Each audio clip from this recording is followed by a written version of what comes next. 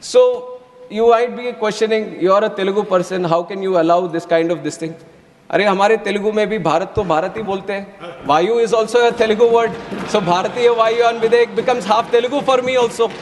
So it is a mixture of all the languages here. It is like everyone coming together, we want to this thing. With the colonialization, there has been a small cocoon that has been developed. And it is, let me reply, sir, I have carefully listened to each and every one. No matter what the allegation is, whatever the suggestion is, I have listened to each and every one, and I'll address the chair. So when this whole colonialization happened, we were created like a cocoon. Now, under the leadership of Honorable Prime Minister Narendra Modi ji, we want to break that cocoon and bring the butterfly out and show the colors of true India, and that is what we are doing here. And this name is a small indication towards it. The text is there in English, so there shouldn't be any problem for any English-speaking person to in fact get afraid that there are 3 words here. कभी तो अभी लगेगा कि Copernicus lane है यहाँ पे, किसी के गली में अटकता है तो बदल दे क्या उसको? कॉपरनिकस लेन तो है ही. And my name is Kinjarapu Ram Mohan Naidu. And when some people say Kinjarapu, there might be some problem with them. They can't pronounce it the way I pronounce it. But that doesn't mean that I'll change my name so that it becomes easier for them. ये तो मेरी पहचान है. और उसी तरह अभी शायद ये 2 बार बोलने से 3 बार बोलने से थोड़ा मुश्किल होता होगा. But India has gotten used to so many things, sir. I think they will get used to this one also. Bharatiya Vayu and Videyak is just to create the identity of the languages. On top of that I've seen, you were mentioning about other languages also. I was not understanding why Hindi was brought in. Vayan is also a Sanskrit word, in fact. And if you really want to appreciate the languages, the culture of this country, I would like the opposition to also appreciate that on 3rd October of this year, the cabinet has made 5 languages as classical languages, which are Marathi, Assamese, Bengali, Pali, and Prakrit. If you really love the languages, you should appreciate the decision of the government and how much this NDA government protects and promotes the languages of India. We recently celebrated the Constitution Day also. And on that day, we have proudly released the Constitution not only in English and Hindi, but we have done it in Sanskrit and Maithili also.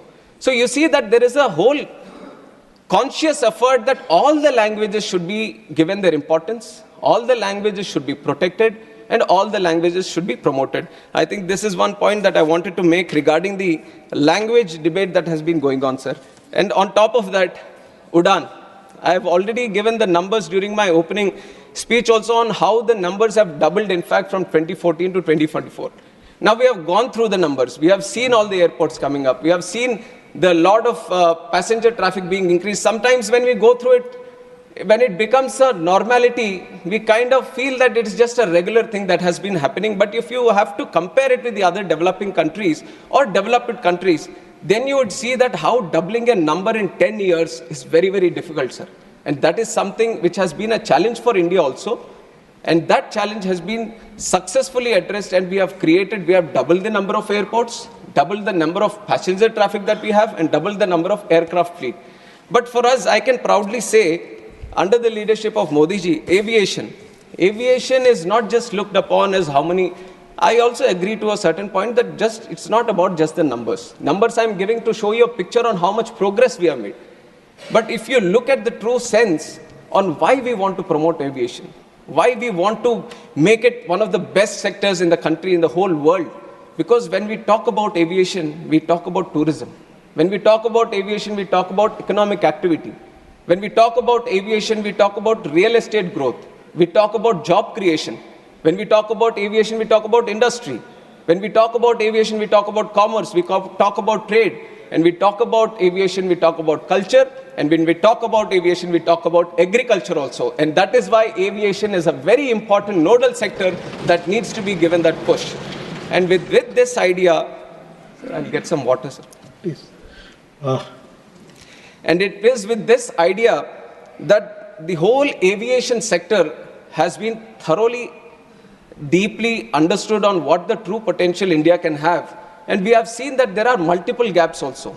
Now 90,000 crores capex has been put into the infrastructure to create the infrastructure in airport infrastructure. But creating infrastructure, that itself is one challenge. And when I took the charge as a minister for this aviation, sir, I have promise the people of this country that, ma'am, thank you. Thank you. She has always been so caring, sir. Like a mother, always. Thank you, ma'am. So, when we look deep, it is not about just creating the infrastructure, but it is about connecting them also. Now, you can spend a lot of money, you can create the infrastructure, you can create more airports, but the ultimate challenge, thank you. The ultimate challenge is how do you connect? And that is where, bringing in all the aspects of the government, we created the UDAN scheme, which is Uday Desh Ka Aam Nagrik. Through the UDAN scheme, the challenge of these airlines, because it is a market-driven industry, where they feel there might be a non-viability in running a route, the government has taken the responsibility a little bit on himself, and it has said that why don't we provide the viability gap funding? It was the first time that it has been done at such a large scale. And through the UDAN scheme, now we have started 609 routes in the country in just 8 years span of time. Nowhere in the world you would have seen such a scheme, which has been run by the government itself, so that the non-viable routes, the airlines can come and start the routes and facilitating the routes. And we have operationalized 86 airports under UDAN. And out of these 86 airports, 20 were underserved, but 66 airports were totally unserved. What I mean by unserved is that not a single flight was going to these airports. But that was a challenge the government has taken up. Now we have constructed the airports, but we have to start the airline connectivity also. And through the UDAN scheme, we have given the viability gap funding, and we were able to run all these airports. We were giving them those connections, which was very, very required for the people of that state or of that region or of the airport. And we have operationalized 86. And we can proudly say that UDAN has been a real success story of the Indian aviation, which are showcasing to the whole world under the leadership of Narendra Modi ji.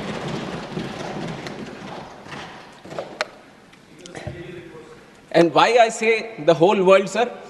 In fact, in September, we have had one conference also, Asia Pacific Ministerial Conference, where 41 countries were participating, and there were stakeholders from aviation across the globe also who were participating. And 29 countries have sent in the best of the people who represent aviation from their countries.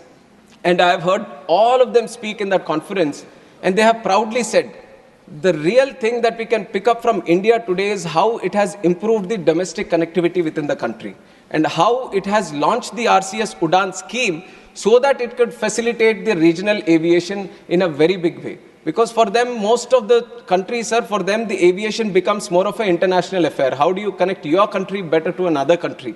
But a lot of them couldn't crack the challenge of internal connectivity.